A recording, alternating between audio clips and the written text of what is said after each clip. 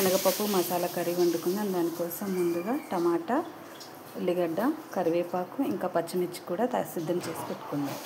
ఇప్పుడు మసాలా కర్రీ కోసం కుక్కర్ పెట్టుకొని నూనె పోసుకొని సాజీరా, బగారాకు, కొంచెం బండ పువ్వు వేసుకొని వేడి చేసుకుందాం.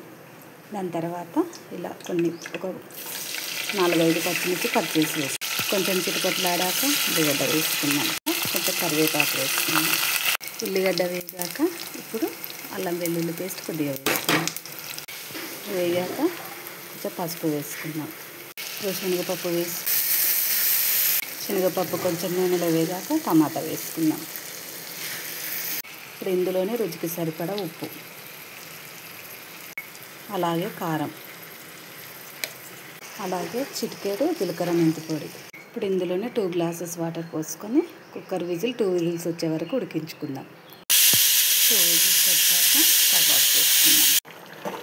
విజిల్ వచ్చాక శనగపప్పు ఉడికిపోయింది. ఇప్పుడు దీంట్లో మసాలా యాడ్ చేసుకుందాం. 1 స్పూన్ మసాలా,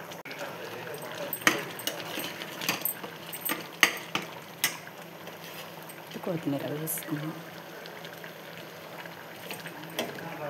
వేడి మసాలా పప్పు రెడీ అయిపోయింది. స్టవ్ ఆఫ్ చేసుకుందాం.